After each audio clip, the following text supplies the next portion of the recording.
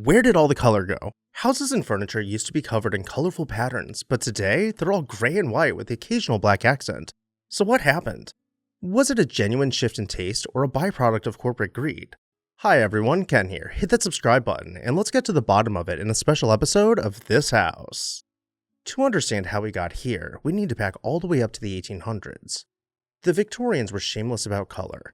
A well-to-do family building a house in the 1880s wanted the world to know it, and the way you announced yourself was with paint, pattern, and ornament stacked on ornament. Exteriors wore 3, 4, 5 colors at once, picking out the gingerbread trim, the scallop shingles, the spindle work on the porch. Step inside, and the explosion of color continued in the best way possible. Walls were papered, not painted, and the wallpaper was alive with vines, flowers, birds, and fruit. A Victorian room was not a neutral backdrop. It was the main event. Here's the twist that most people never learn. The famous painted ladies of San Francisco were not always so colorful.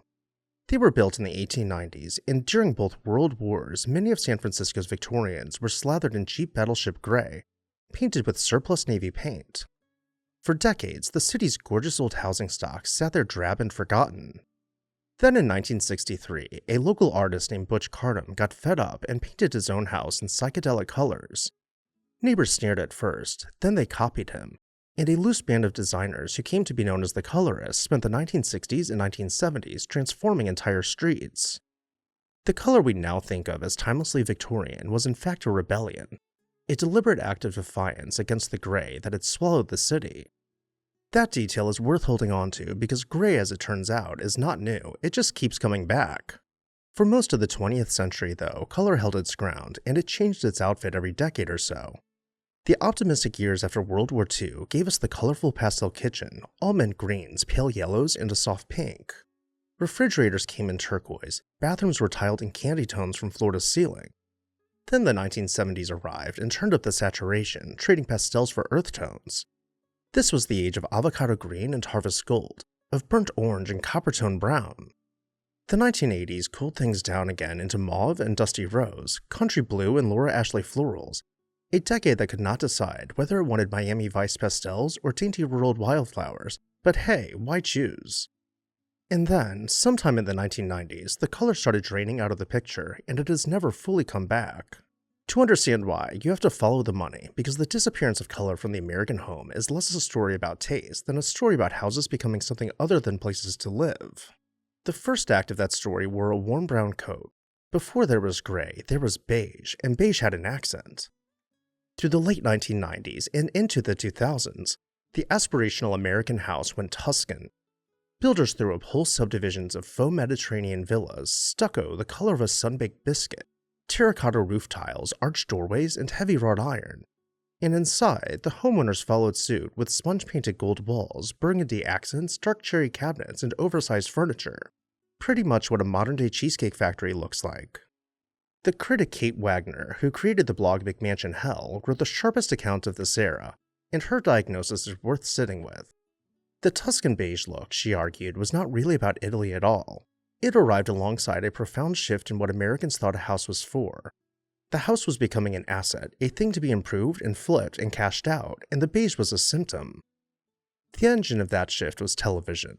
HGTV launched in 1994, and it did something no design publication had ever done. It turned real estate itself into reality entertainment. Shows like House Hunters, designed to sell, flip this house, and later flip or flop, were not really about decorating. They were about money, about the drama of buying low, slapping on some improvements, and selling high. These programs painted a room as safe neutral and then flashed a number on the screen, claiming the change had just added hundreds or even thousands of dollars to the home's value. The message, repeated week after week, year after year, across an entire culture, was that your personal taste was a liability. Anything too specific, too colorful, too you, was money you were leaving on the table because it might not appeal to the mysterious future buyer. Your house was no longer your home, it was inventory. That logic hardened into something like law after 2008. When the housing bubble burst and millions of Americans watched their homes turn from nest eggs into anchors, risk itself became unfashionable. A whole generation formed its taste in the wreckage, and the lesson it absorbed was to play it safe. Enter gray. If beige was the color of the boom, gray was the color of the hangover. Cool, quiet, and utterly uncommittal. It swept through the 2010s so completely that the internet eventually gave it a mocking nickname, Millennial Gray. It covered walls, then floors in the form of gray vinyl planking, then furniture, then entire houses inside and out. Gray was not a decision, it was a careful avoidance of a decision. It helped that gray had powerful and profitable allies. The paint and staging industries had every reason to preach neutrality, and they preached it relentlessly. Walk into a conversation with almost any real estate agent about selling your home, and you will hear the same catechism. Repaint in soft, light neutrals, strip out anything personal, give the buyer a blank canvas. You might have heard the phrase that white, or maybe white is the only interior paint color you need to sell a house well and quickly. There's even data behind the advice.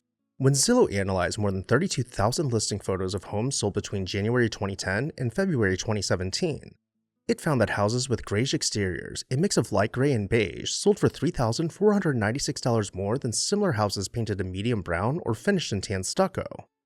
When numbers like that circulate, color starts to look less like joy and more like a financial mistake. There was a builder's logic driving it too, quieter but just as powerful. Neutral finishes are simply cheaper and safer for developers. A single palette of white, gray, and grayish can be ordered in bulk and dropped into hundreds of houses without a moment's thought about who might buy them. It photographs well, it offends no one, and appears naturally with the other great change in modern construction, which is the near total disappearance of ornament. Those Victorian houses were dripping with hand-carved brackets and spindles and molded plaster because in the 1800s, skilled labor was cheap. Over the 20th century, that equation flipped. As machines made us wildly more productive at manufacturing almost everything else, the cost of a craftsman standing on a ladder carving decoration by hand became ruinous by comparison. The trim thinned out, then vanished, and a plain box has nothing to pick out in a contrasting color anyway. You cannot paint the ornamental molding if there is no ornamental molding. The blank house and the blank palette arrived hand in hand. All of this was happening just as a new machine took over the job of telling us what beautiful looked like. Where earlier generations absorbed taste from magazines and the houses down the street, the 2010s handed that job to Instagram and Pinterest, which flattened the world's taste into a single sleek, minimal, faintly Scandinavian look. The reason a coffee shop in Mumbai now looks like one in Portland. White walls, raw wood, a leafy plant, lots of clean light. Homes fell into the same current. A muted, minimal room simply photographs better than a busy one. And in an era when a home was increasingly something you performed for an audience, the room began to be designed for the camera rather than the people living in it. The clean white slab of the iPhone, the rise of stores selling inexpensive minimalistic furniture, all of it pointed the same direction. Less pattern, less color, less stuff, less financial risk. Which brings us to the deepest and strangest part of the whole story. The reason none of this feels like poverty, even though it is, in a sense, a great subtraction. Somewhere along the way, colorlessness became the look of money. This is the aesthetic that fashion now calls quiet luxury. The belief that true taste whispers rather than shouts. That a beige cashmere sweater with no logo signals more wealth than anything bright ever could. Applied to a house, restraint reads as confidence and control. A crisp white house with black windows says the owner has nothing to prove. So was the beige of the 1990s the cause of all this, or something else entirely? The honest answer is that beige was the precursor, not quite the villain. It was the moment American homeowners first learned to think of their walls as a resume for a future buyer, the moment personal taste first got quietly filed away as a risk. Gray did not overturn that logic, it perfected it. Beige at least tried to be warm and a gesture at some faraway sunlit villa. Gray dropped even that pretense and offered pure neutrality, color reduced almost to zero. The two are not rivals, but chapters of the same book, and that book is about the American home slowly ceasing to be a form of self-expression and becoming instead a carefully hedged financial bet. Which leaves the real question, the one everybody actually wants answered: is color coming back? Here, the evidence is genuinely mixed, and it would be dishonest to promise a rainbow around the corner. On one side, the signs of rebellion are everywhere. Designers have been publicly declaring the death of gray for a few years now, calling it cold, sterile, and emotionally flat. A wave of pushback actually has a name, dopamine decor, built on the simple idea that a room should make you feel something. A viral notion called the unexpected red theory, born on TikTok, holds that almost any quiet room is improved by one surprising jolt of red. Kitchens are leading the charge back, with deep greens, warm woods, moody blues, and even burgundy cabinets replacing the endless white and gray boxes. But notice what is actually happening in those examples because it complicates the fairy tale. The warmth returning is mostly a warmer flavor of neutral. The dominant story of the mid-2020s is not the return of the saturated Victorian rainbow, but the replacement of cool gray with soft mushroom, grayish, warm taupe, and above all, white. Pantone's much-discussed color for 2026 is a serene, off-white it named Cloud Dancer, the first white the company had ever chosen since it began the tradition.